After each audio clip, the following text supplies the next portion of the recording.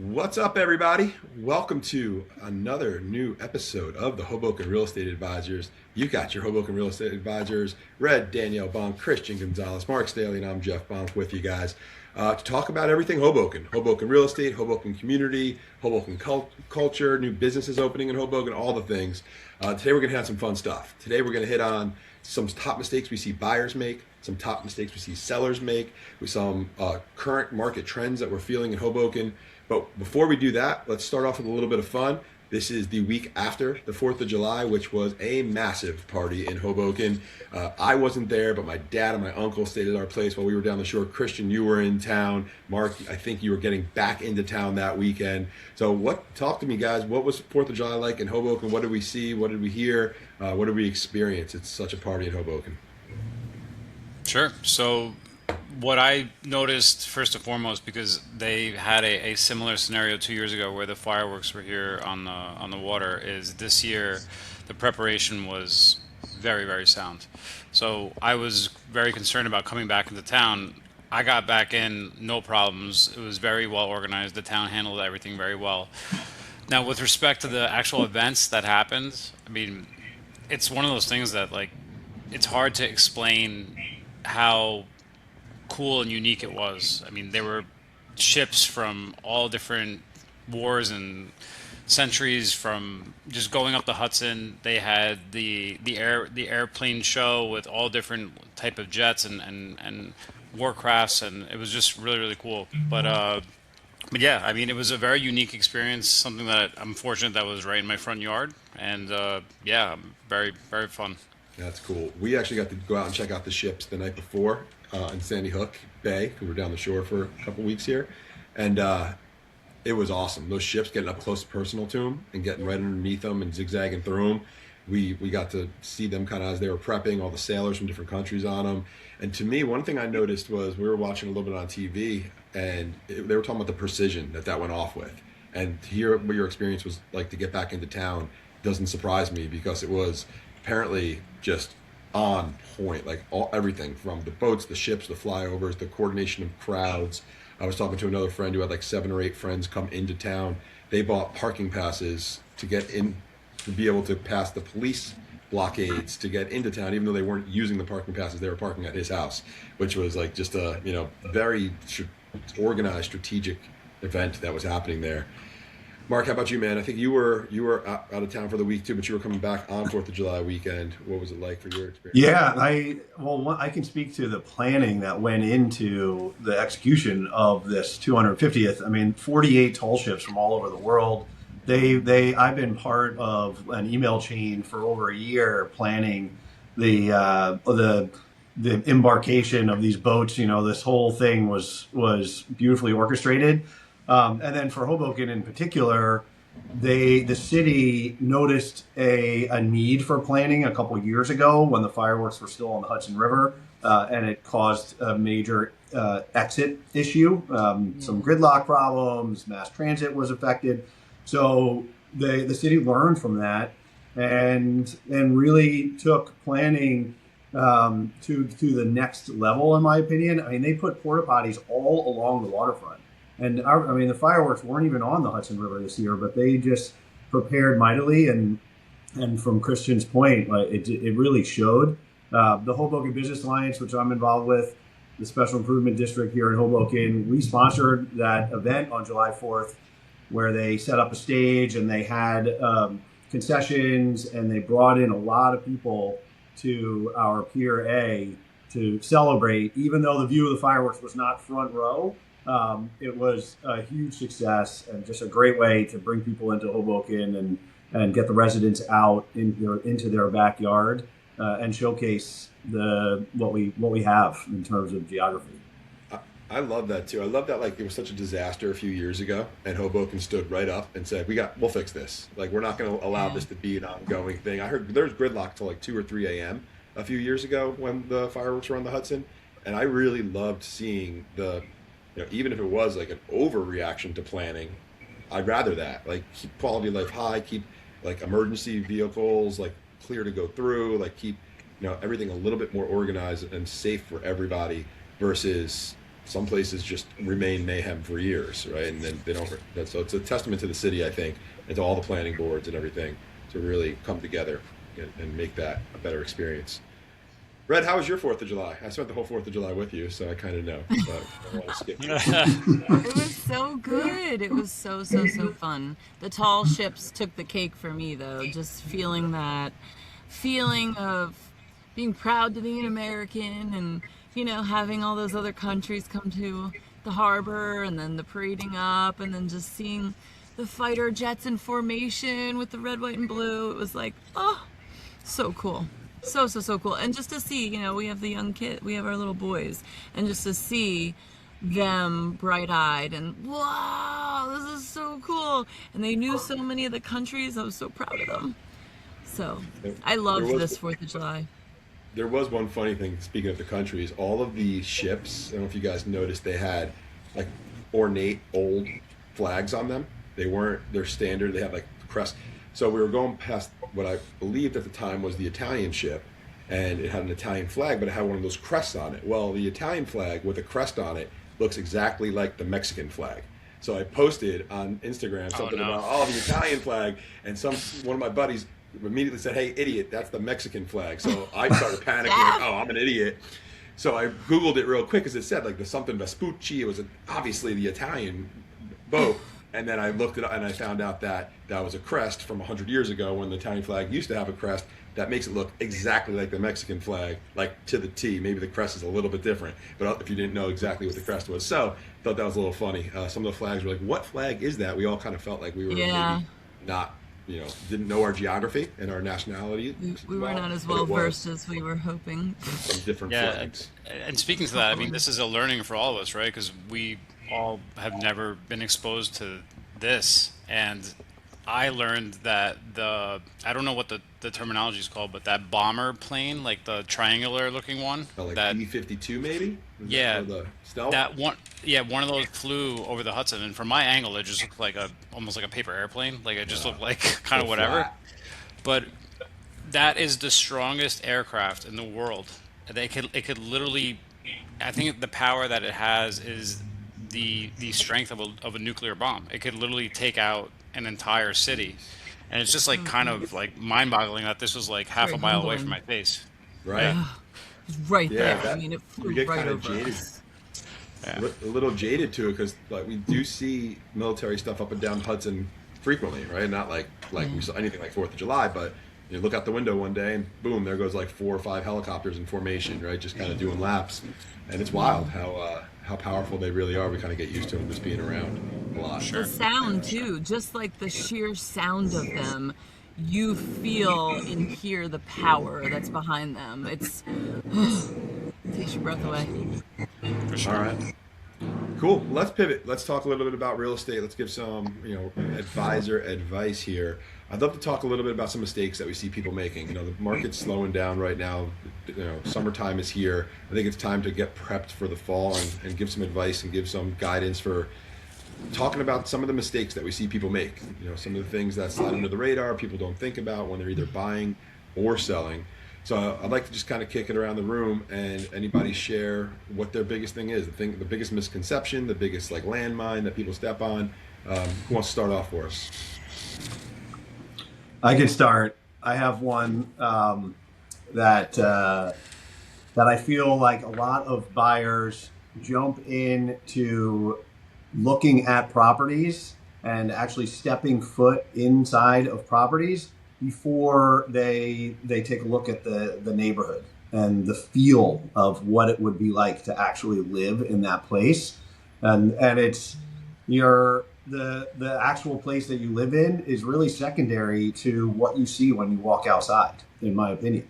So it's the first thing you can do without anybody helping you is go grab a coffee at the nearest coffee shop. Take a walk down to the waterfront, do that walk a few times, even start to understand what it would feel like to live in this area. And then if you like that, if that resonates and your intuition's like, whoa, this place feels really good, that's when you start looking inside of properties. Because once you see the inside of something and you like it, it's going to be time to rock and roll. Yeah. This is a tight market. You're going to have to be ready to commit when you start looking inside of properties. So I just think it's a mistake a lot of buyers make. 100%. That's And so that's something that, true. go ahead, Red. Oh no, I literally sent that exact same text message to a client 2 weeks ago who's considering moving from the T and is so used to walking outside and everything's right there, right there, right there. They're considering moving to a section of the Heights that they're pretty mesmerized by some of the new construction, and rightfully so. Beautiful, turnkey, everything is just done to the hilt, and you can have a lot of what you really want. But I said, with the kids' schools, you're probably going to have to drive, and with the parks, you're probably going to have to. They have really small babies, so I said you're probably going to have to drive to the playgrounds and then the restaurants and all the things, and then explore your transportation options now, because it's a little bit different. You can't hop on the shuttle to the path. Now you're probably taking the bus, or maybe you're going to Conga Street to the. So really explore the neighborhoods and go up and hang out, and check out the parks and check out everything. And then tell me if you really want to explore this new construction search. And so they're doing just that now. They're getting a feel for the neighborhood and how vastly different. Even though it's right there, it's right up the cliff. It's a different system in many ways. So that's really sound advice, I think.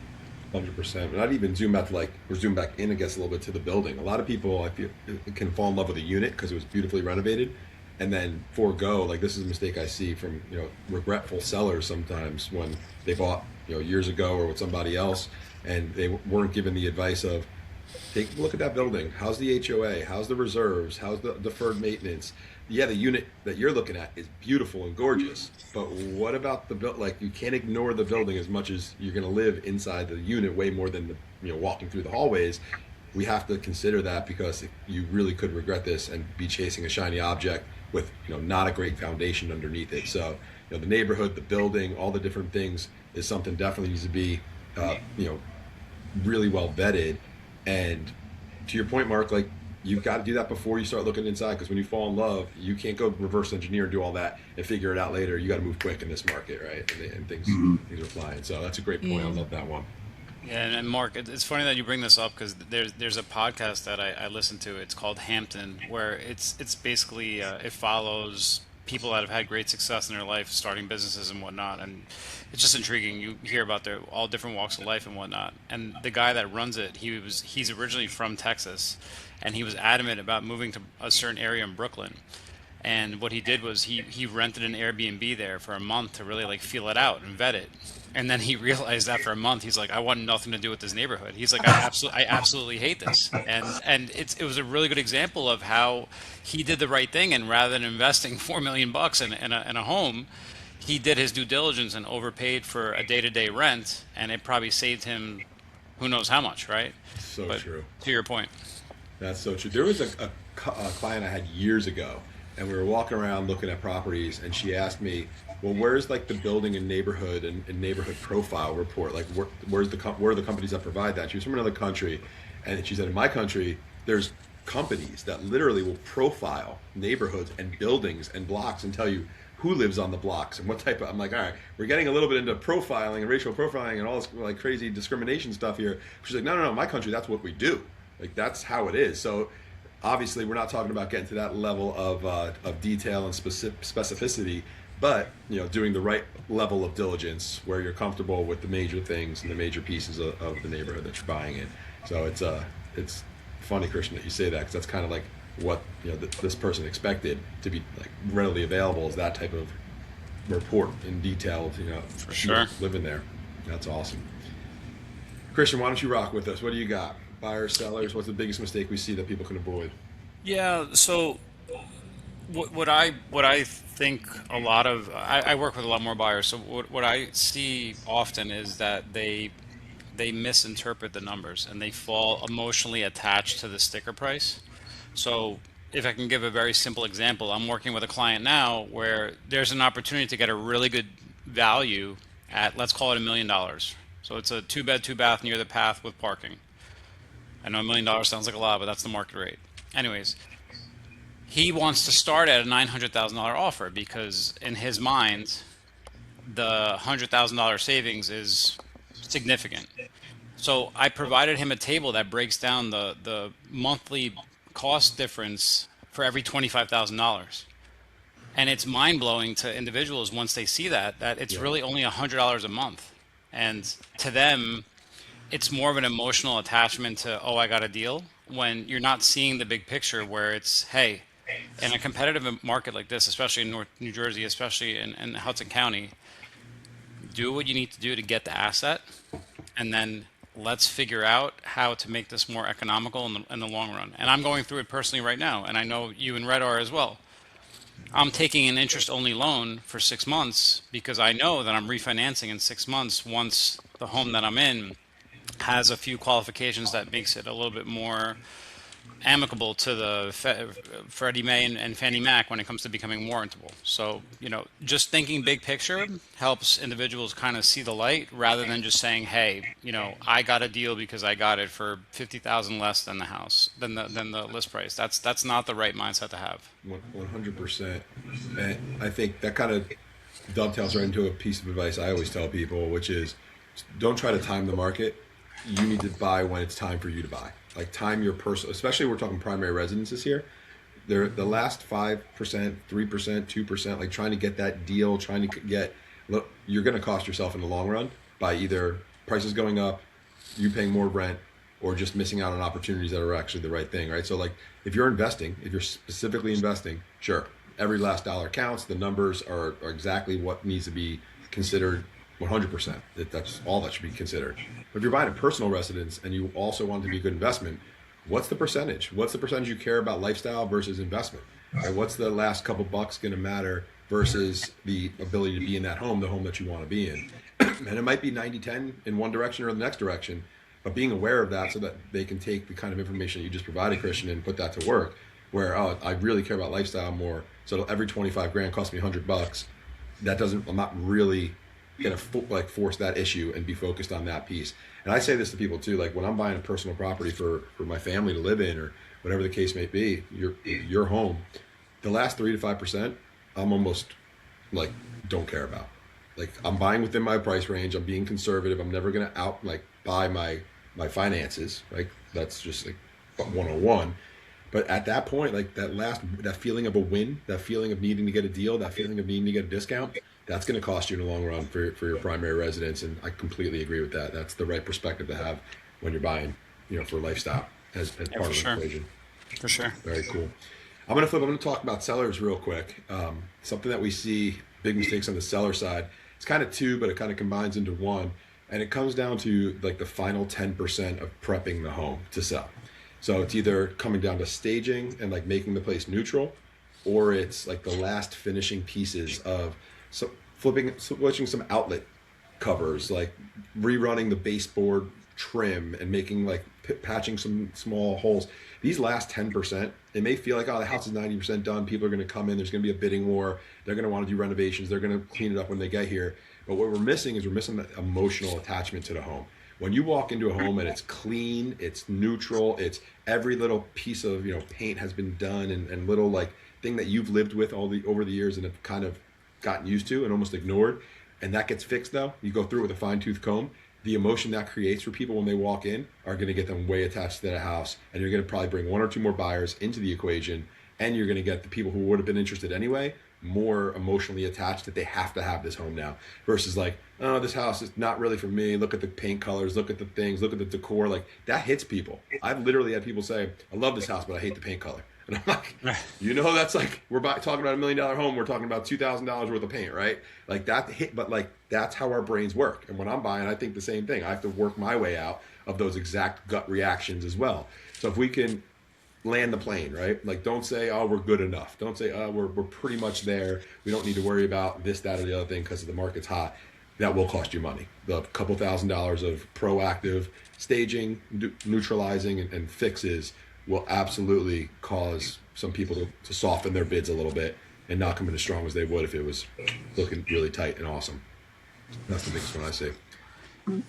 I can parlay off of that, Jeff. A mistake that I think some sellers make is taking into account vacancy cost too heavily, because that, I mean, it speaks to what you're saying, where you need some time to fix a property up and go that last mile and do that 10%.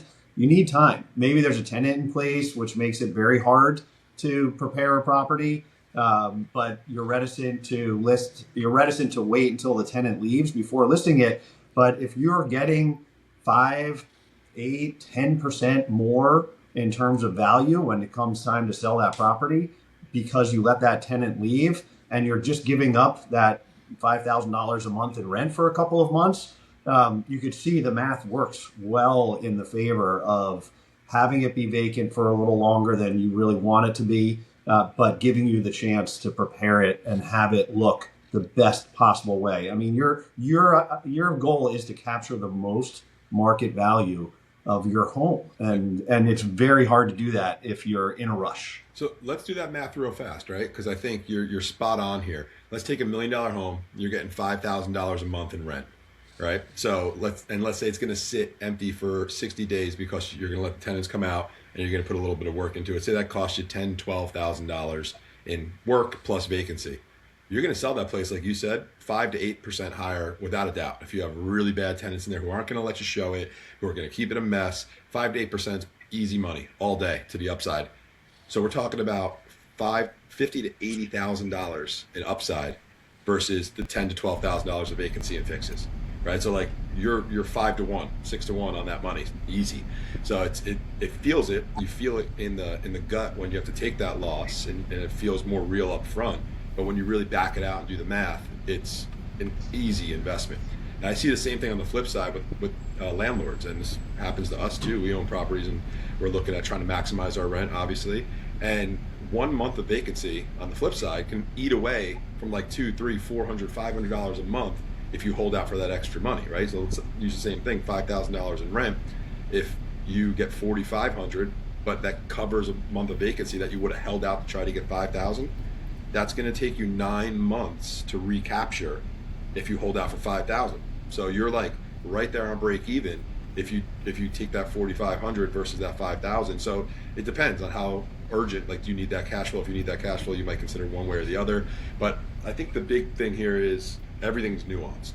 Everything comes down to a personal situation, your personal finances, your personal motivations, and there's not one like blanket answer. So all these things need to be considered, because you have tenants in there that are awesome, they're keeping the place amazing. It's not like tenants, let's wait to have them out and stage.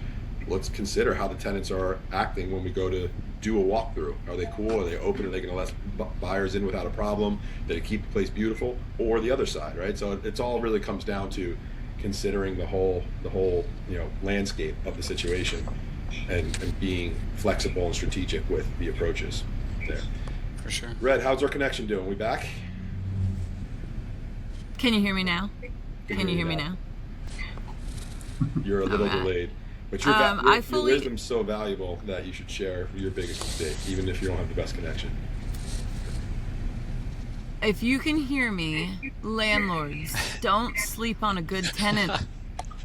They can be so valuable or invaluable as an asset and a partner in the sale of your home. Give them a little something. If you're going to make them do showings on your behalf, and they have really nice furnishings and they keep the place impeccably, nicer than, honestly, I keep my place sometimes, which actually that's not to say much, but whatever. We have 2 little boys. We're in the trenches. Give them a little something. Give them a little something to go away. Give them a couple days of rent. Hook them up for going through the pain and suffering of showing your property. And honestly, don't always assume that you have to wait until they're out, because like I said, sometimes their stuff is a little nicer than maybe yours was, and maybe we get better pictures, and maybe we get more. So Absolutely. some tenants are just really glorious. And that actually reminds me, I need to send a little thank you to a tenant who was just so lovely to work with and so sweet that, you know, I tried to help them find a new place, but ultimately they moved out of the area, but just kept it so beautifully. It looked like an interior designer showroom in there. So I thank you to that beautiful, wonderful tenant. Awesome. We got most of that. I love you. Your connection's terrible. You can jump off if you want to, because the connection's not great. All right. There you are. Bye, guys. Bye, guys. I want to hit on. Sorry. You're good. No worries, Red. And Jeff, I could pivot into maybe one more, let's say, issue or concern I see with sellers often, and I know Mark and I just experienced this. So when sellers are reviewing candidates to work with when it comes to listing agents, as they should, you should always interview a few, because you kind of want to get a lay for the landscape, get different opinions and whatnot, kind of see different ways of how to approach things. But what we often see is the seller will fall in love with whatever number is the highest that someone gave them. And that's a huge issue, because then if you do get that listing and it's not the person that recommended that number, it puts you in a really tough spot for a few reasons. A, you didn't recommend that. B, it's not necessarily accurate to what the market is dictating. And lastly, it could really set you up to be in trouble, because overpricing a listing puts you in a really tough spot. Because, for example, in a market like Hoboken, for the luxury tranche, things will hang around for 2 weeks to 6 weeks, right? Because they're high price points, it takes time. But in more of that middle level, if something hangs around for 2 weeks, all the radars start going off, and everybody starts getting concerned. What's the issue? Where's the hidden problem here? When there really isn't. It's just the home was overpriced. Yeah. There's no market at that price level, and you're walking that delicate balance on the buyer side of, we want to put an offer in, but we don't want to offend anybody, and being less than, let's say, 95% of ask is borderline kind of walking that line. Yep. So in summary, I'd say sellers should interview multiple listing agents, but they really need to lean into the person that they select and they choose, and not just kind of toy with the highest number they heard because they fell in love with that. Absolutely. And I mean, there's a term for it in our industry, right? It's called buying the listing. Agents that may not have the best strategy and ability to, convey their value outside of just putting a high number on the MLS will say that to get a listing on the high side, knowing it's not going to sell or has very low likelihood, and then knowing they have a 6-month contract to then do price reductions. I'm just telling you how it is. Like, that's a real thing that happens. It's never something that we would do, but 90% of the real estate agents out there, unfortunately have different perspectives on how to run a business. But like, there's a ton of good ones too, right? This isn't like a real estate bashing moment. What I say when I have those scenarios, right? When I have someone who's got too high of a number in mind, either because it's their number or because it's another agent's number they talk to, I'll tell them, look, if let's just use that $1 million mark again, let's just say the place is worth $1 million and they're thinking 1-1, and we know that the market's just not there for it. We can list it at 1-1. If you want to list it at 1-1 with me, I'll list it at 1-1 with you. But here's the thing: I want you to know, I'm not going to put any pressure on you to reduce the price. Like, this is your job, this is your thing. I'm here to help you however I can help you get to your ultimate goal. But I want you to know that, like, there's a very small chance it sells for that number.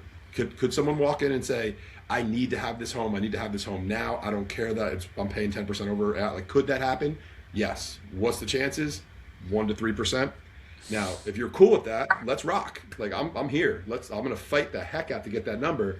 But if we don't get that perfect buyer who walks in and doesn't care, we're going to be on our heels. And then right into what Christian just said, right? We're going to look bad to the market. The market's going to say, what's wrong with this home? We're going to have to then start doing price reductions. Like, if you have all the time in the world and you don't care, and we'll take it off the market and we'll sell it in 5 years, if that's your thing, I'm here to support you. Let's rock and roll. I'm here for you the long term. But I want you to know that, right? And as long as you're cool with that, let's go. And conveying, like, we're still going to fight to get you that high number that we think is tough. But we want to have proper expectations. We don't ever want you to go into this like someone else might tell you, like, oh, we can get that number for you. Sure, let's roll, let's go. And then all of a sudden you've been sold a false bill of goods, right? So I think there's a misconception there where a lot of agents will say, will get almost egotistical about it. Like, if you don't use my number, if you don't list where I say, then you don't know what you're doing. Like, look, it's all context. If the seller has the context and they're cool with that context, then they're that's their decision ultimately. But this other side is like you can't lie to them and tell them that's an easy number to get just to get the listing. So that's where a true advisor and consultant comes in versus just a straight salesperson, right? Sure. Yep. Without a doubt. Cool. All right, guys. Should we pivot? Sure. Real Yes. quick? Let's bring it home. I always want to spend a few minutes on what we're seeing in the market.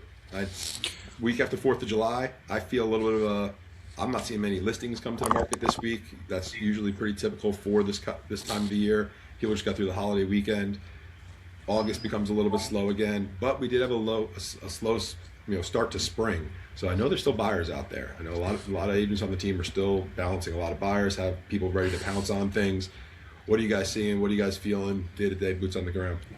Yeah, Mark, if you don't mind, I'll kind of lead it off. But this being, let's say, I guess my second summer through the cycle, what I'm seeing as a repeat theme is once you pass that spring season, that June, July, August, September, that is the non-family, let's say, time to shine. So if you're a single buyer or you're a young couple or you're not influenced by the school system and things like that, this is your time to shine. And you can go and you can get a really good, let's say, value because there's not a lot of competition out there. I'm actively looking with 3 clients right now, and I'm like blown away by the lack of pulse there is right now, where I'm seeing price reductions and I'm just not seeing that like one open house weekend and like a deadline for offers and you're like, I got to get the offer in. Like, it's not like that. The pace is very casual now, which is welcomed on my end.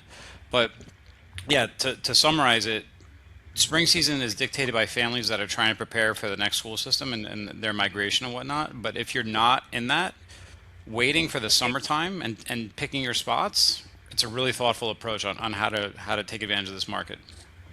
I agree. Without a doubt. I always said that it's not an official sale, but there's a sale on real estate on holiday weekends and in the summertime. Just like, the car dealerships are doing their blowouts and the furniture stores are doing their blowouts. If someone lists the property in the summer or right into a holiday weekend, it's either because they had bad timing and they had to do it and they're motivated to sell, or they're getting bad advice that they're listing at times that are not very strategic. Either way, they probably have a high motivation and you're not going to have a lot of competition. So I completely agree with you. There's a quote unquote sale on real estate in certain pockets of the year, and this is definitely one of them. For sure. Mark, how about you, brother? Yeah.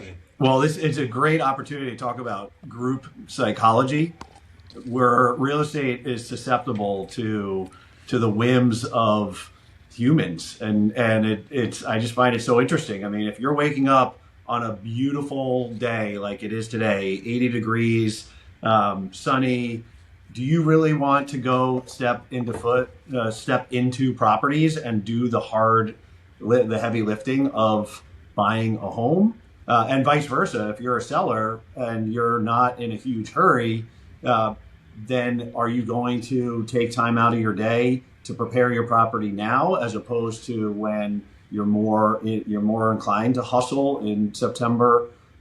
So this is what's happening right now, and it's a seasonal low. It happens every year. Can you find good deals and have less competition? Absolutely. So if you're a buyer that is willing to put in the hard yards right now, you should do it, because there's a good shot that properties that are sitting on the market now are sitting there not because they have something wrong with them or they're overpriced. They're sitting there because the demand, the people are at the beach. It's just whatever you're thinking is what everyone's thinking, and that tempers behavior. So it's a good time to stay active if your life is in the right place to be active. 100%. But otherwise, go to the beach. 100%. Otherwise, enjoy it. Also, like, a big thing is we're very driven by the finance industry in Hoboken, and a lot of financial employees are forced to take 2 consecutive weeks off, and almost all of them take it off over the summer as well, right? So there's people, like you said, at the beach, on vacation, doing different things. But I will say this: if you are one of those people waiting for the fall, you're enjoying your summer, you're going to do something in the fall, which is our second busiest market in town. The fall market kind of kicking off Labor Day through Halloween, Thanksgiving time before things slow down again. the smart buyers and sellers, in my opinion, are having conversations over the summer. You're prepping, you're strategizing, you're getting ready.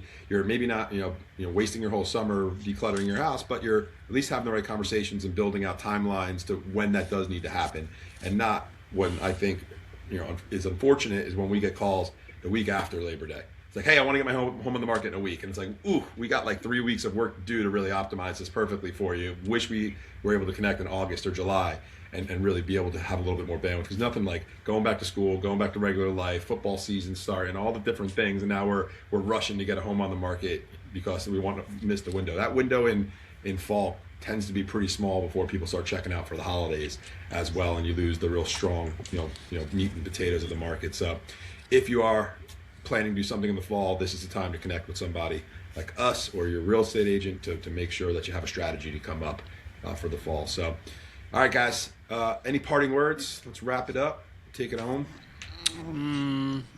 I would encourage that if anybody's really shopping right now, I think it's important to also make sure you're speaking to a few local lenders. And I know that's us saying it over and over and over again.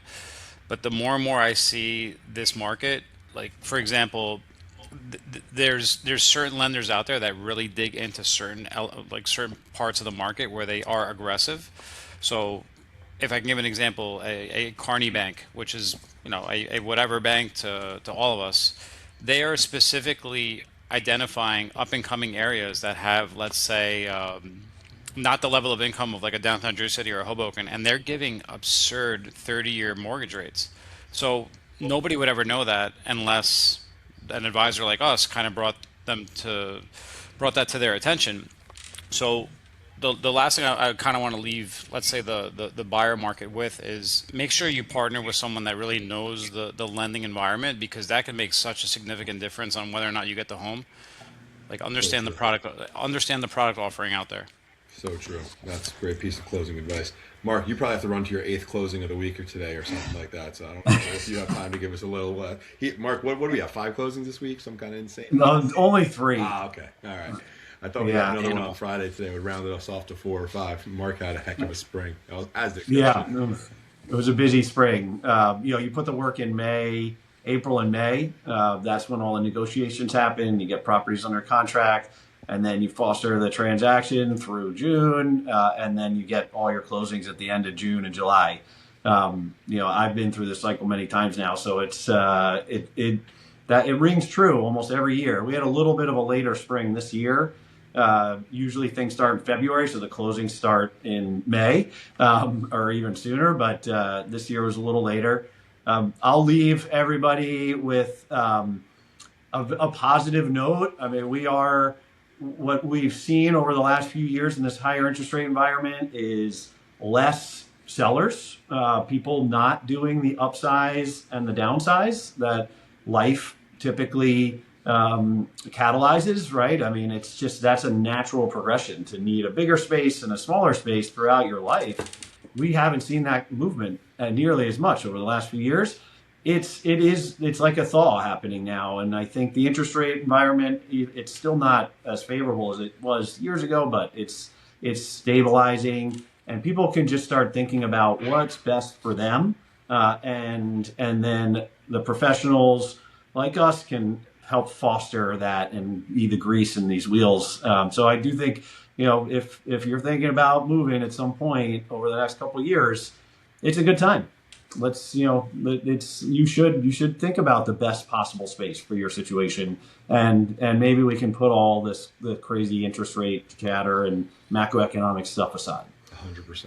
And that's, don't try to time the market. Try, do it when it's the right time for you and for your lifestyle to move when that personal purchase comes up. So, all right, gentlemen, great hanging out with you guys as always today. Next week, we'll have some more cool stuff to talk about. I just made some notes for next week. 5.5% interest rates. What's going to happen if and when we see them in the next year or two? I want to hit the golden number.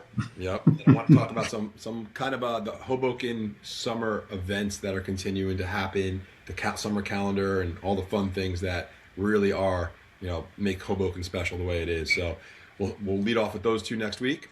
And otherwise, you guys have a great weekend. We'll see you guys soon. Likewise. Okay. Thanks for watching. Take care. Take care.